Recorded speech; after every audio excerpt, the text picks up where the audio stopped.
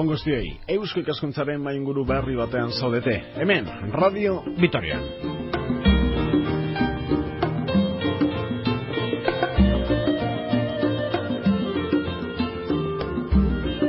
Gaurkoa maingurua euskaraz izango da. Euskara baita gaia. Euskara da nire aukera.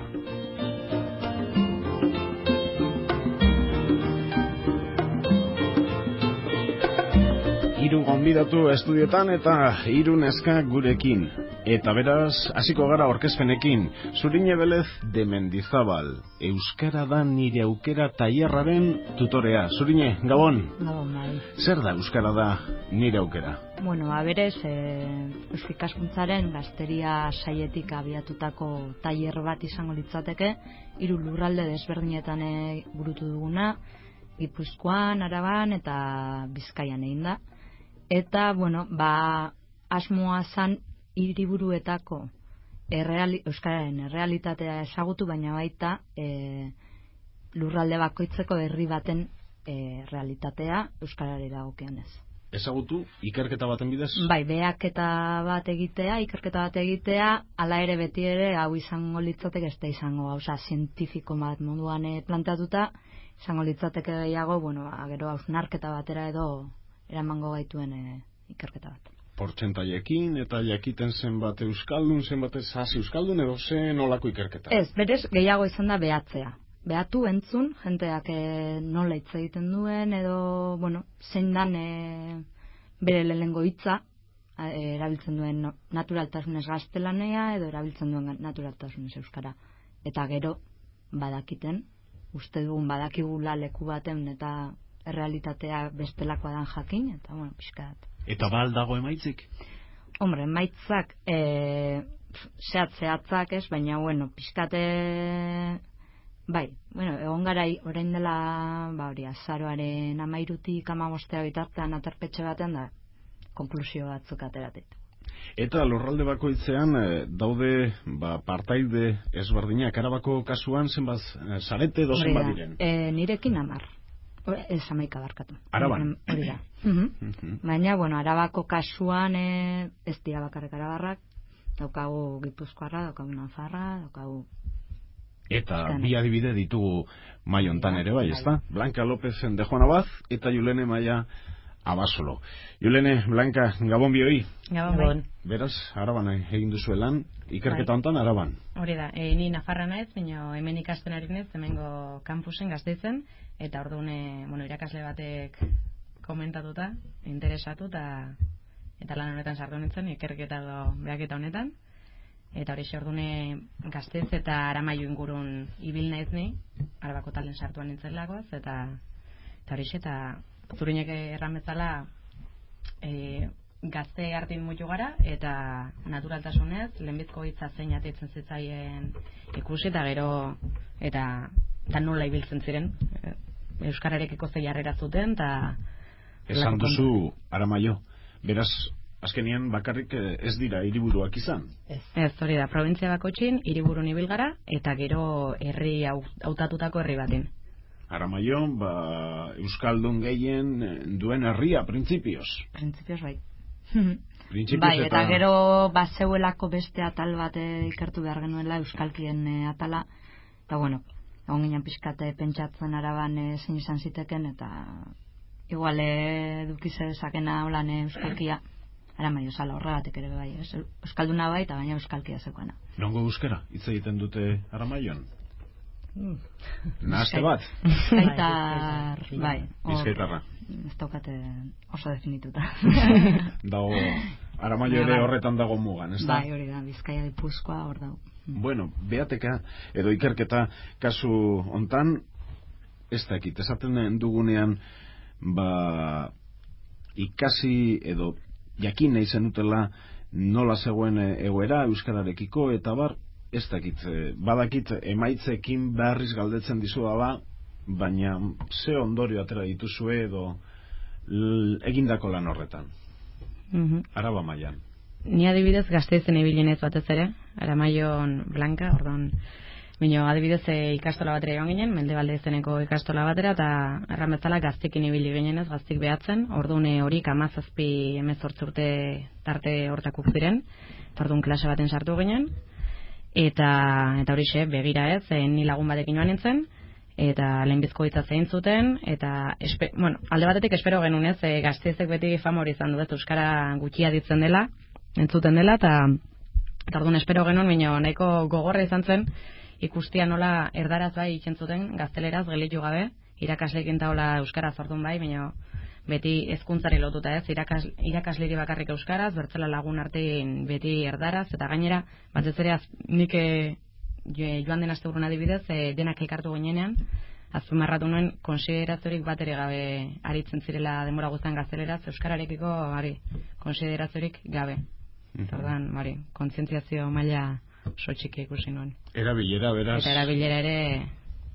Mendebalde, kasu hortan, bakarrik, Gasteizko kasuan bakarrik Mendebalden ibili zinean, ala, beste leku batzutan ere? Ikastola hortan, bai, eta gero denda batzutan, denda ezberdinetan ikusteko iaze, harrera nolako batzuten ez, eta ibili ginen adibide horietan denak erdaraz ari ziren, ez zekiten euskaraz, orduan, horixe.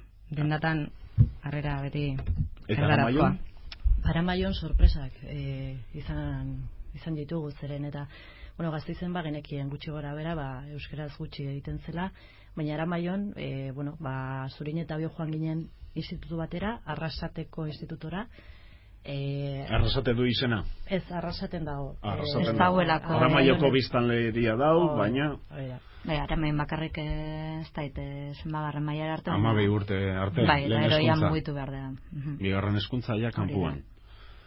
Eta sartu ginen klase batean, historiako klase batean, eta gure ustekaberako haien artean gaztelaniaz, irakaslearekin bai euskeraz edo euskainolez olan erderakadak sartzen, baina bai ezakite moda kontua den gazten artean, baina euskara gutxi egiten da. Aie jakin badakite, ze askotan familia badakigu euskalduna daukatela edo, eta erabilera bastante gutxi, egia esan. Bai, gero ondorio estatu duguna izan da, beste behaketa batzuk egin da, Aramaion adintarte baten gertatzen dela hori, gehien bat oso euskalduna dela, eta 12 urte azpikoek euskaraz egiten dute, eta hori gorakoek ere bai. Baina, badaue adintarte bat gaztelaniara jotzen dutela. Eta agian beti pasatuko. Gazteak direnean. Oso gazteak direnean. Gero berri saien itzultzen dira 20 urte beteta gero. Hori da, bai. Hori ondorio estatu dugu. 25, 26, 30, bai. Zeratu genituen ere kuadrillak, Aramaioko kuadrillak, eta bai, harrigarria zen, jende guzti herrian euskeraz, seme alabekin euskeraz, baina gero gazteak haien artean, ez. Kuadrillak eta gaztelanierazko joera zeukan.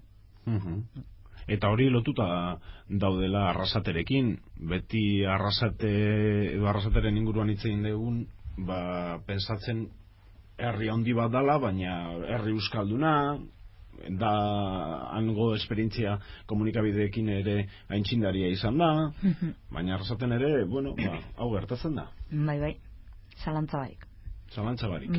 Eta uste duzue datu hauek alderatuz Bizkaiarekin, Bilboko esperientziarekin eta ezberdinak izango direla? Oso ezberdinak ez ziren izan, ez? Hiriburuak egin alderatuta, Julenek esaten duena, ez dago kanparazio, ezberdintasun handirik. Herriakin bai, beraikin markina egin dute, eta markinakin alderatuta Aramaio, adibidez, hombre, ezin dira beste alderatu, ez, realitate desberdin diralako, baina, bi herri dira eta bi herri euskaldun, ez da? Baina bai oso desberdina dala. Han gazteriak euskaraz egiten du ere bai? Han bestelako arazoa daukate. Gaztelania zia ez dakitela. Arazoa nahi dut esan, komunikatzeko komentatzen zigun beste tutoreak, iratxek, askotan, erderaz nola komunikatu ere. Zailtasunak. Bai. Alde batetik, desabantaia, kanpokoekin, bertakoekin, ez daukate behar hori gaztelania hitz egiteko, edo, bueno.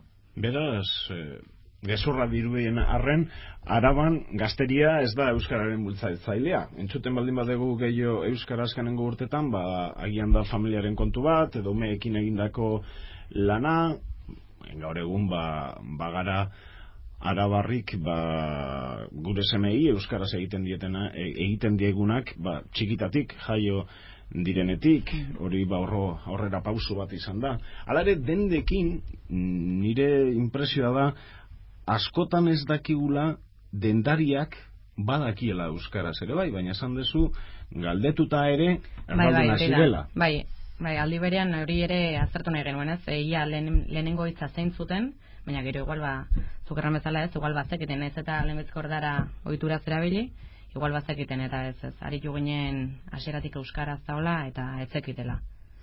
Gato kalean adibidez badago tabernari euskaldunik edo estankoak badaude Gasteizen tabakoa adibidez euskaraz erosteko, baina askotan bezeroak ez daki hori, ez da, eta beraz betikoan erdaraz eskatu.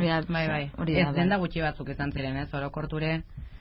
Claro, esoten dugunago pixkaten egin un ikusi, errealitate bat ezin gara zentratu, 10 gazte gara, oso denbora gutxikin ikasketa ditugu, azkenean egin dugune beak eta be izan da mugatua, oso mugatua izan da, bai agian sakontasun gehiagokin egin beharko litzateke, baina besta ez denez helburu zientifiko bat egin egin, pixkate realitatea ezagutzeko, ez? Hasi gera... Bai, arbitraria. Hasi gera esaten zer den euskara da nire aukera. Eta hori dela eta ikerketa honen inguruan hitz egin dugu. Baina hau ez zan ikerketa bat egin eta kitxo. Ez. Bueno, ez. Piskat da gehiago hori hausnarketarako bultzatzeko datuak hartu eta danok mankomunean jarri, ikusi beste lurraldetan zer gertatzen zan, eta bueno, zer egin dezakegun agian pentsatu edo zeinena dan zeinek aldatu behar duen hori, galdera asko irten dira, eta erantzuna topatzea ere, ez ginen irten handik mundua konponduta hori. Esaten duzu topaketa horretan. Bai, hori da, topaketa horretan. Hori da. Eta ze galderak atera ziren? Pasaratu pizkat. Esate baterako gure kasuan ikusi dugunez, gazteak ez dira izan erabiltzaile handiak euskararenak, edo ikusi dugun kasuetan mentzat, zelan sustatu euskararen erabilpena modu natural baten beti ere. Ez inposatuta ikusi dugunelako, kasu askotan hezkuntzarekin bakarri daukala zer ikusia, askontzako bakarrik hori da. Duan beste modu batzuk bilatu beharko dio zirela, eta horren inguruan hori izan zen bat. Eta gero bertze ondoriotako bat adibidez, gaur egongo hezkuntza sistemak euskararen erabilera zuela inondik ere bermatzen. Orduan, zurinek erran bezala irakasleiri bai, baina horrekin lotua bakarrik, baina gero naturaltasunez eta lagun arte, baina pentsatzena euskarazekia. Hemen, ni betire gaztetzari nahiz, kasu honetan. Gazteizen gainera pasatu da hori topatu diane euskaldunazko ikasliak, kanpotik etorretako ikasliak.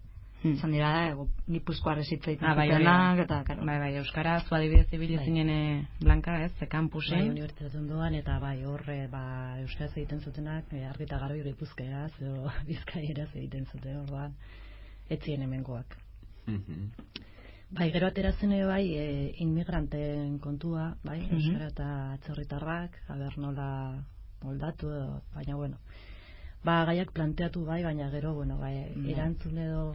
Dain, zabala, nik uste dute... Da jende asko... Bai, eta gero ari ginen hori, ez, termino batzutan Euskal Herri mailan, eta nik uste dute zentratu behar dela tokian tokiko ekimenak eginda, eta ez bagarela hortik abiatzen, Karo, gujun ginen, eta legin du ginen, bentsat hiru lurralde hauek nola bait konpontzen baina. Bai, zinezkoa da, bakoitzak bere goera du, eta, eta hor gehunden bakoitzak ere bere esperientziak, eta, ezin da holan modu, egoera bakarra izango baliz bezala. Ez da berdina Gasteizko egoera, edo Elgoibarko egoera, edo, eta, hori, jakiteko, horrela dela jakiteko behintzat niri balio dit. Jakiteko, euskaren munduan, 11 realitate daudela. Eta, esango zenukete, adibidez, Gasteizen euskararen erabilera hilko beharrean jaisten dela? Nik egia erran ez dakit lehen oze maila zertan zen, baina guain adibidez, guain momentun ez du, zakite, etorkizun handi. Bertako zela. Gazteagoa zinenean eta kuestatik ibiltzen zinenean, eta gaur egun ibiltzen zarenean, berdin, gehiago, gutxio. Ostegunetan bakarrik? Ostegunetan bai, ostegunetan entzuten da asko, baina zergatik, esan dugunagatik, kanpoko jendea delako bai. Baina eta batzutan ere, bertakoak, euskaldunak garenak ere, egun hori aprobetsatzen dugulako, ez da? Hori ere gertu daiteke. Bai, hori da, bai, mintza praktika egiteko. Baina, bai, nik uste dut Gasteizen, euskaraz hitz egiten dugunok konpromezu bat hartu dugulako dela. Ez dakit, naturaltasuna nolabait igual galtzen da, ez dakit, nire militantzia, bai, hori da. Eta aukera ere ez duzu ez naturaltasunez egiteko edo zeinekin, ez? Hori da. Orduan, euskalkirik ere ez daukagu, orduan. Eta bertsolaritza, adibidez, harria dala ze gertatzen ari den gazteekin, bai estenatoki gainean daudenak eta bai publikoaren artean daudenak. Hori zer da orduan? Salbuespen bat, irla bat? Jaia. Horrek atzote. Bueno, hori ere bai, bai. Gereko aitzak ere bada hori bineo. Ezakite, bertsolaritzazken urteotan gainera zaletu haunitzez, ateratzen ari dira, eta orduan hori adibidez, oso importantea iruditzen zaitu euskararen jarrera aldatzeko edo zaldetzeko, ez? Euskal zale ez dakit da. Hogei urte inguru dituzte bertsolari asko eta asko, eta finale galtzen ari dira, Bai, hori da. Una Iturriaga igore lortzata, zailtasunak izaten ari dira lehenengo postutan egoteko. Gazteak bestentzako eredu badira, zoriona. Hori da. Bai. Baina salbuespena, ez duzu beste horrela, ez dakit, argi tokirik ikusten, pizkat baikorra izateko, eta gizunei behira. Bueno, ez dakit. Hombre, nire... Pensatzen ere zer egin daiteken, edo nola... Bai. Hombre, bai izan daiteke adierazgarri baina karo, jarraitzen duenak adibidez bertsolaritza, baina berez duenak egiten euskaraz, bere gunerokoan, berdin da bertsolaritza jarraitu edo Ameriketako talde ingeles jarraitu edo. Gustu dute zerbaitetarako balio duen bitartean, zorionekua, baina norberaren esku dago erabilgarritasun hori eta ateratzen ere kontzientziarena, bai. Pixkate importantea da hizkuntza utzituekinko kontzientzia bat izatea eta balio positiboak gehitu behar ditugu kontzientzia hitz horretara. Bai, hori da ez, euskara izatik ze aberastasunak hartzen digun eta zer denez. Sortea daukagu ez. Zelezkuntza bakarrik gero hori da ez. Guk hori da bizkuntza izateko aukera dugu, gainera gero euskaran kasunez horrek ere kultura, ekartzen duen kulturare zelezkuntza bera bakarrik. Baina hori 14 urtetako neska mutil bati azaldu, esango dizu, ze kontatzen dit, honek, hau akademikoa da. Bi hizkuntza ikasi behar ditu dala azterketa ganditzeko. Hala ere, bai, hori esaten genuen, aisialdia bultzatu behar dala euskeraz, ez euskera ardatz hartuta. Izan, adibidez, bagoaz zarautzera surfe bidera, baina surfe euskeraz egiteko aukera daukagula erakutzi. Edo bentsatolako ekitaldiak euskal giroan bizitzeko, ez bakarrik izan, bertsolaritza edo zentratu holanen, jun gaitezkela mendira eta gaina euskaraz hitz egin, eta badagoela ikastolatik kanpo atara eta bizitzeko modu bat, ez? Hori garrantzitsua ikusten genuen, aisialdia bultzatzea. Baita horrelako talde batzuk, herri batzutan eta gero hiriburutan ere badirela komentatu genuen, oainen ez ongeretzen... Hori barren zeudela, kuadrillategi egitasmoa dau, dala, gazteak, horren gazte, edo gazteagoa direnen taldeekin elkartzen dira, eta ikusten dira, aisialdia euskaraz egin daitekela. Badakizu hemen Gasteizen arrakastatsua dela, mintxalaguna. Eta... ustet partaidetza handiena duela badaude hiri eta herri ezberdinetan ekimen hori mintza lagunena eta partaidetzarik handiena Gasteizen dela. Euskal Herriko handiena. Bueno, positiboa. Bai, oso positiboa, bai. Ia iruditzen lagun. Zubazenekin, Blanca. Nekien, hori hain arrakastatua ez zela, nekien existitzen zela, baina, bueno, alde batetik logikoa iruditzen zait arrakastatxuena izatea hemen, zen eta behar bada leku gutxiak daude, ez, euskaraz mintzatzeko edo, bueno, ondo iruditzen zait.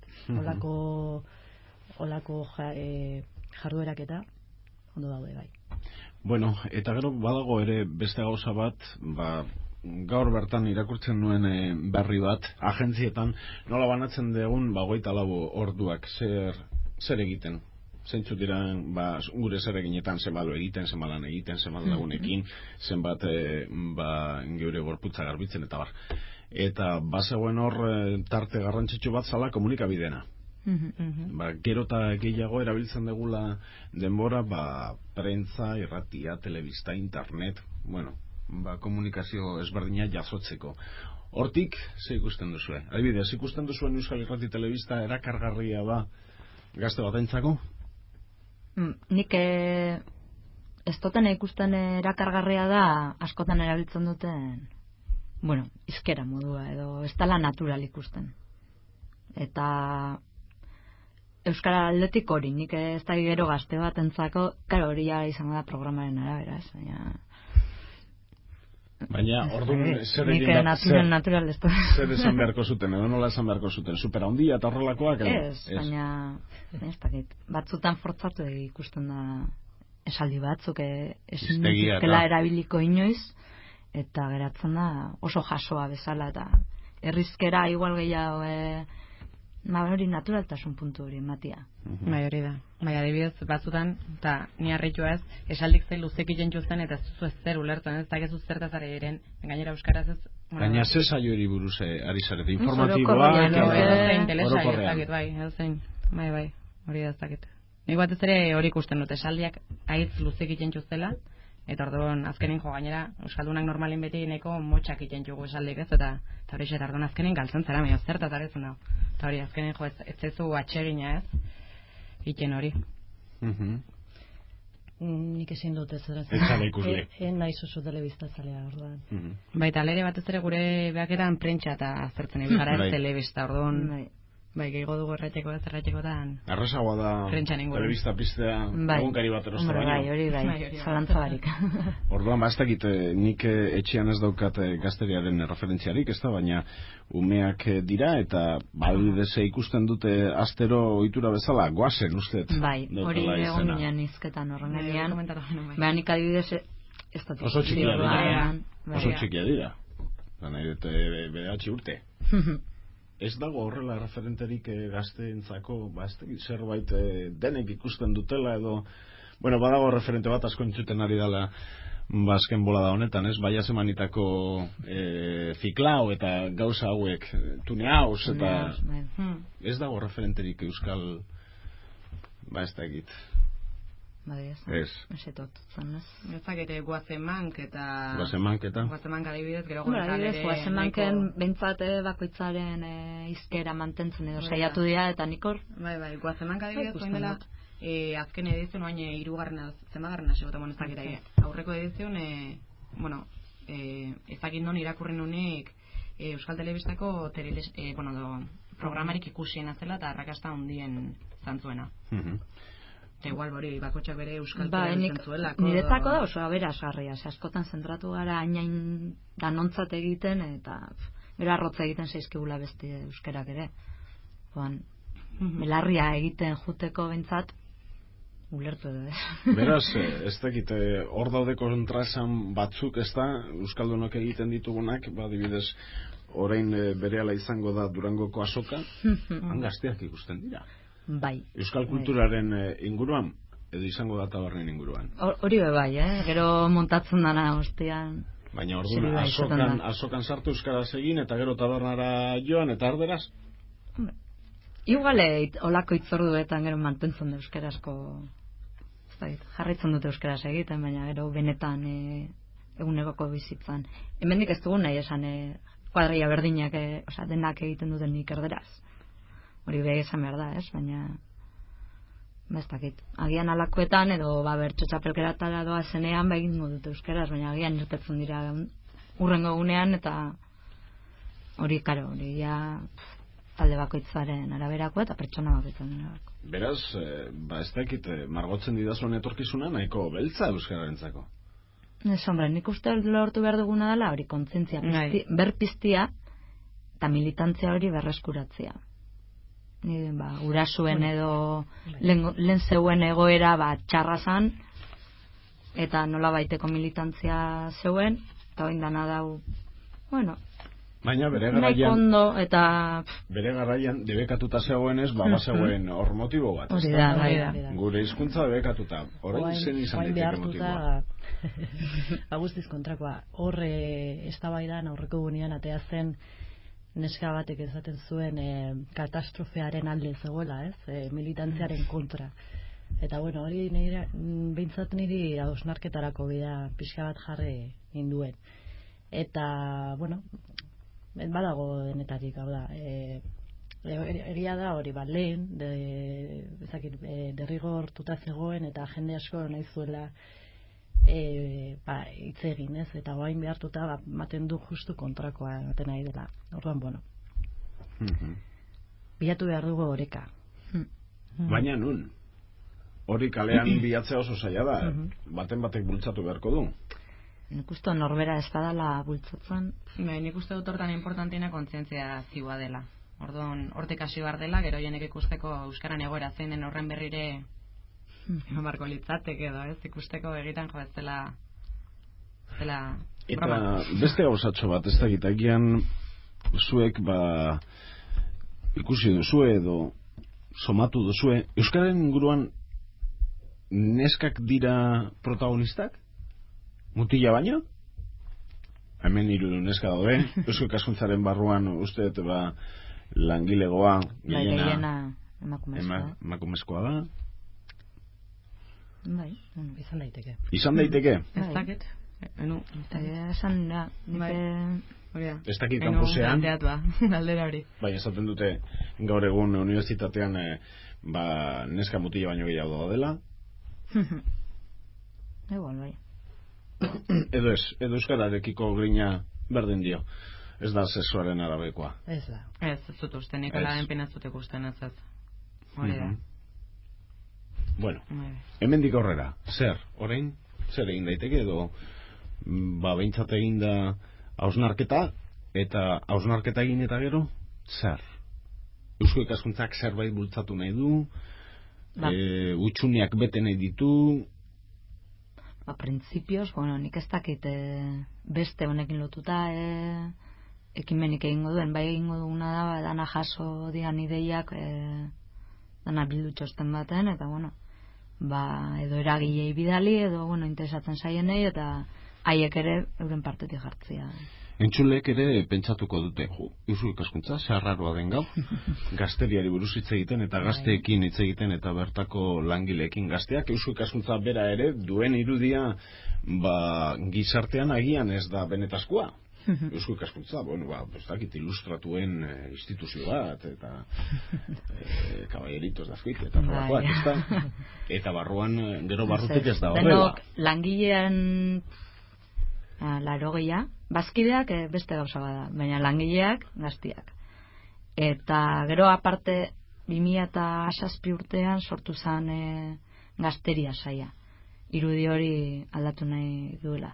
Eta pixka du bazkide berriak egin, eta gaina gazteak izan daitezela. Ekimena bultzatu, baina gaztentzako izatea. Bai, gaina erakarri nahi ditugu, eta, tailer desberdinak egiten dira. Zer nolako aktibitateak izaten dira? Badidez, azaroan 18-tiko gehiago kongresua izan da, eta egin da kongresu paralelo bat.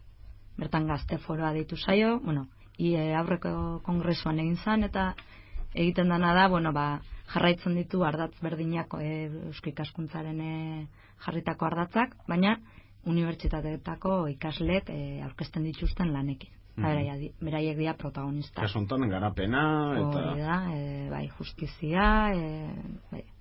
Gero, bueno, badago aztarna ekologikoarekin lotutako beste tailer bat, aurten bigarren aldiz egin dana, dala, bueno, pixkate aukeratzen dira bi ikastetxe edo bi leku desberdin, eta han, ez da, energiaren erabia zer nolakoa dan, edo birziklatzeko itura daukaten, bueno, pixkat dena ikusi eta ondorioak atara pixkate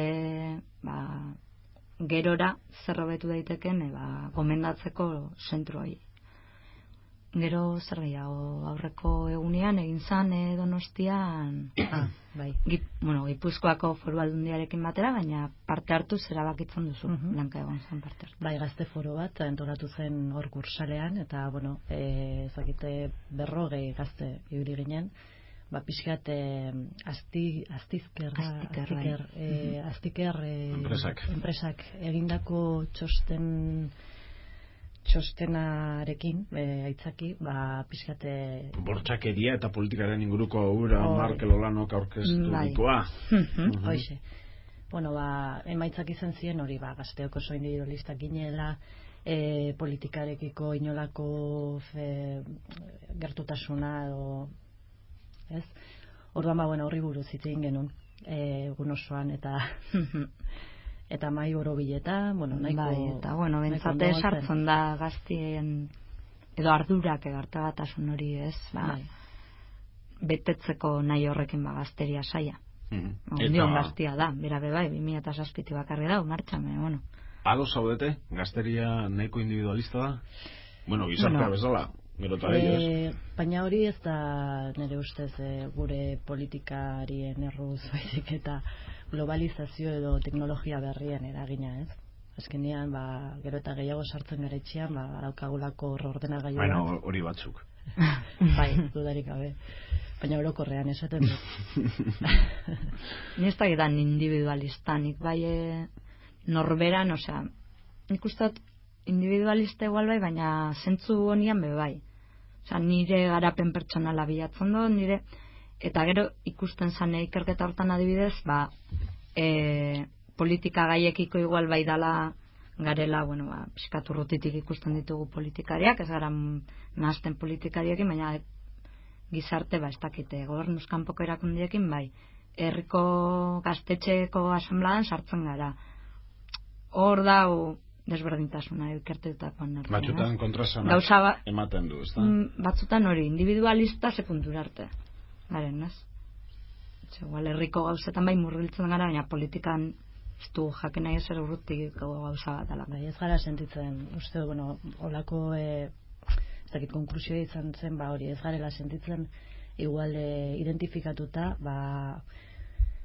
dagoen politika sistemarekin edo gure arpaso dako bai balio duena, gure etzat ez da, orduan, landu behar dugu gehien bat auzotik edo auzoetatik hasi behar gara ardura hartzen, ez, gazteok, zakit, nolabait komprometitutaz sentitzeko eta ardura hori izateko, ez? Eta berdin euskarakin.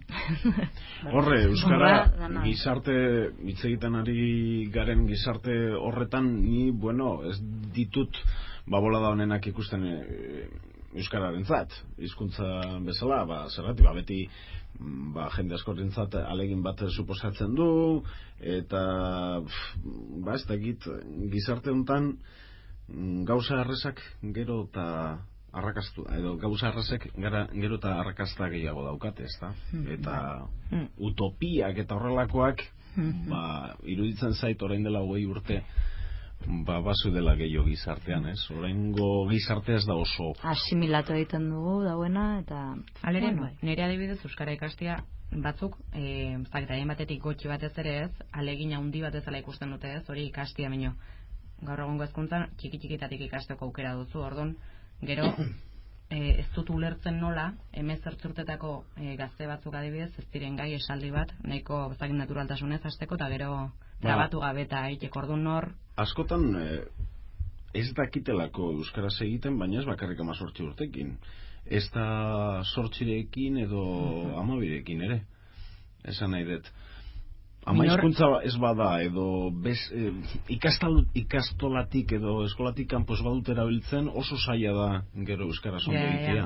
Ja, hortaz, nire ustez kasu hortan ez da batzuk alegina handia edo batzuri alegina handia suposatzen diela hori ikastik, baizik ez dutela interesik edo kontzientziaziorik ere, edo zakit, bai gauza ez dutela, bai ez dute egiten orduan, ez da alegintzen direla mino ez dutela lortzen, baizik ez direla alegintzen ere.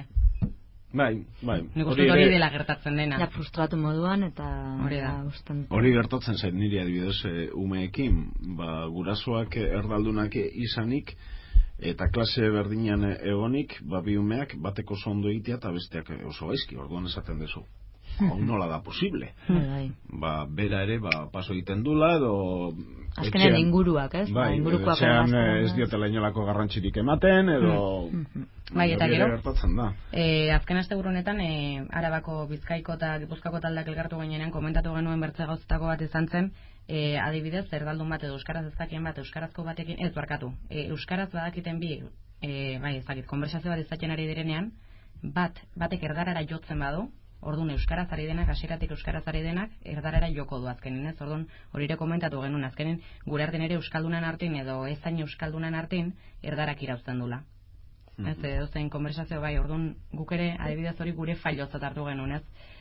Ze garrantzia ematen egon guke gure hizkuntzari, ez? Azkenin beti bertzik irauzten du, erdarak irauzten du. Hori niri gertatu az bai, adibidez niri erdara zitenean batek, azkenin nik aldatu dut 2008an erdarara. Eta galdera hori ez, ateratzen, zertaz aldatzen dugu guk eta bertzik naiz eta jakin euskaraz, zertaz egin du erdaraz eta guk ere segitzen diogu. Bitxia bukatzen ari gara, bitxia suertatu zeite Aramaioko kasua, batez ere Aramaioko kasua ezagutzen nuen gutxi ora bera, baina alderatuta Markinarekin. Hori oso bitxia iruditu zait. Bueno, ez dakit izango da Arrasateko eragina. Hori esaten dute batzuk. Hori esaten ziguten guri behintzat. Ez Arrasate oso polita eta itxusia dalako, baizik eta herri handi bat dala, ez da? Eta bai, eta makarrismo puntu hori badaka Arrasatek eta gazte asko bai erabiltzen dute gaztelania Arrasaten ez da egite, nagusiagoa edo beste estatus moduan lortzeko, eta igual Aramaiotik jaizten dianean Arrasatera ikastea kontagiatzen da. Oñatin? Zer gertatzen da? Oñatin kontrakoa. Kontrakoa, euskaldunak dira, bai. Markinako kasua bezala. Bai. Bueno, eski Markinan da hori, gaztelaniaz ez dakitela. Eta Oñatin? Oñatin bai. Oñatin bai, biek. Bai, biak. Biak menperatzen dituzte. Bai. Eredutxat, ardaiteke? Hombre. Hori izango litzateke egokiena, jakitzea gaztelania, baina euskara, baina erderaz ondo mintzatzea. Hombre. Bukabantaia hori daukagun, gaztelania ikasteko aukera daukagula. Bai. Ilean hitzak izateko, eta azkenean abantaia bada. Eta ingelesa badakizu, hobe. Eta handian hobe. Gero eta hizkuntza jago, Bueno, euskara da nire aukera. Noiz izango da horrengoa orain? Edo uste duzue luzerako jaioko dala, edo jaio dala, edo ez? Bueno, ez daukagu ideiari. Esperientzia polita izan da, baliogarri izan da. Bai. Lehen blankak esan dauena, errealitate ezberdinak esagutzeko. Hori eta bat ez hausnartzeko gure artinaz. Hemendik ez dugu gauza hondirik lortuko, baina hori xean elkartu ginenak, hausnartzeko eta bai, ondo pasatu. Pero desagundatzen ondo pasagen hori gainera. Beraz, printzipioz aurkeztuko duzue proiektua beste bat egiteko. Bai. Igual sakontasun gehiago, eta bueno, aldaketakin, baina bai interesatu, orduan, bueno, animatuko dira, badaukagu ja jentia, orduan ja presioa egintia falta da. Beraz, jendia badau. Bai, interesata bai. Eta egiten dira harremanak gehien bat, e-mailen bidez, telefonos, edo nola erabiltzen duzue sare hori. Korreo elektronikoa bai. Eta gero jakitzen baduz norbait ez da la oso tentu e-mailakin beti. Eta albideren bat edo baten bati interesatzen baldin bazaio edo hitz egin dugun guztia, horren gainean zeo zer gehiago egin nahi badu, edo zuekin hitz egin nahi badu, edo zeo zer planteatu nahi badizue. Bueno, printzipioz daukaue Eusko Ikaskuntzako Gazteria Saieko helbidea, izango dala gereratu nahiz txuri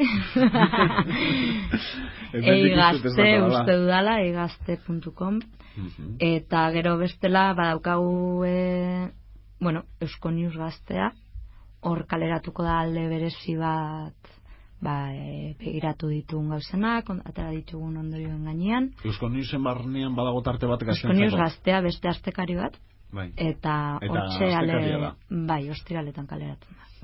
Orduan aurre ikusita dago abenduan kaleratzea ale bat, baina jaso ditugunak bertan kaleratzeko. Hori da gaztea.euskonews.com. Oso ondo.